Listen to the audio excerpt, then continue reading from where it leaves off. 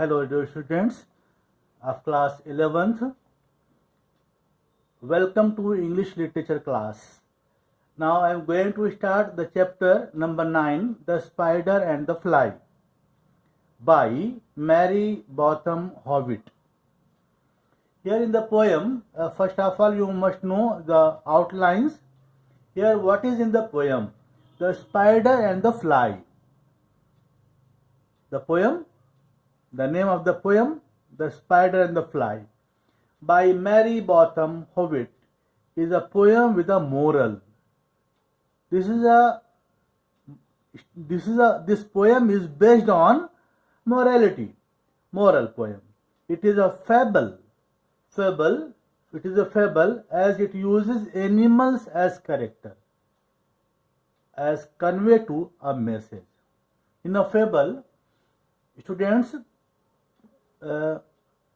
animal characters are used to give the example, to give the convey a message especially. It is meant to caution children against those who use flattery and get the desired thing. Flattery, as the poem tells, can prove to be fatal. It is very dangerous. Some critics say that the poem is a warning. This poem is a warning to a woman against manipulating men who flatters them by their actions, by their work. So the poem narrates a simple tale here. The poem narrates a simple tale, simple story through conversation between the spider and the fly. The spider is hungry and wants to eat fly. He wants to eat fly. The fly knows the danger of entering the spider's web. She knows it very well that the spider's web is very dangerous. It knows that those who enter the web never come out. Even then, she is tempted to come close to the web, and she is caught by the spider and carried inside its web. The fly obviously gets eaten. How does the spider lure the fly, attract the fly? At first, the spider invites the fly to come up to his parlor, to his web. Then it convinces the fly that his bed is very comfortable for her to rest. Then he proclaims his affection for her and offers her many things. Finally, he flatters her by praising her wings and eyes. After flattery, he is sure that the fly will return, and she does return only to be caught.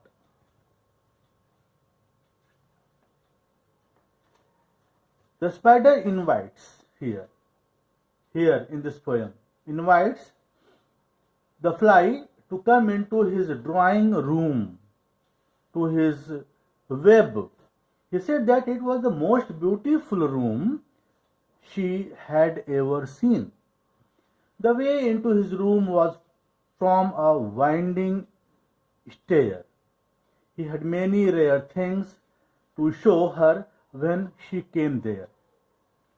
The little fly at once declined his invitation. She did not accept his invitation. She said that it was useless to invite her, as she knew very well that whoever went there never came back again.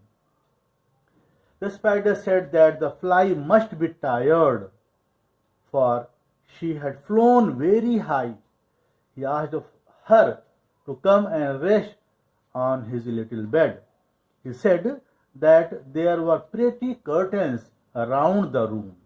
The bed sheets were fine and delicate. He remarked that if she wanted to rest there, he would put her down in bed comfortably. The fly again declined the spider's offer, saying that She knew that those who ever slept there never got up again. The clever spider then called the fly his dear friend and asked her what he could do to prove his sincere love for her. He said that he had everything nice to eat in his store. She should come and take a piece or so. The little fly respectfully turned away the invitation, saying that she knew very well what was in his store and she had no desire to have a look at the things in it. The spider called the fly a sweet creature who was both witty and wise. He exclaimed that her wings were silky and her eyes were shining. He said that he had a small mirror on the shelf of his room. If the fly came into the room, she could herself see her own image.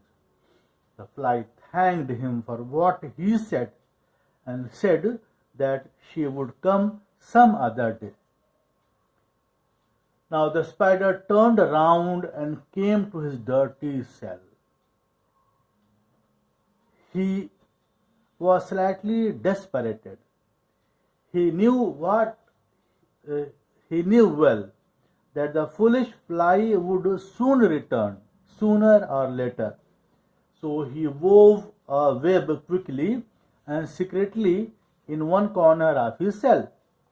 He got his table ready to dine upon the fly. Then he came out of his cell and began to sing happily. The song was addressed to the fly to come to him. He praised her by saying that she had pearl and silver wing, her robes were green and purple, and a crest design was on her head. Her eyes were as bright as diamonds, while his own were as dull as lead. The little foolish fly, little foolish fly heard his clever, flattering words and soon flew back. With her fluttering wings, she hung herself at the upward web. She went closer and closer, thinking of her brilliant eyes, green and purple color, and the crest on her head. Finally, the cunning spider jumped at her and held her firmly.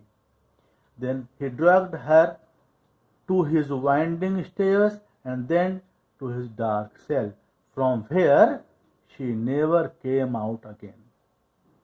Here the poem ends with the moral. The poet says to the readers, the little children who may read this story, the speaker urges them not to pay heed, not to pay attention to useless, foolish, flattering words of a wicked counselor, advisor. They should not be affected by these words and take a lesson from the story of the spider and the fly. I hope, students, you have understood the poem. In my next video, I will elaborate the chapter. Please watch my video. Thank you so much, students.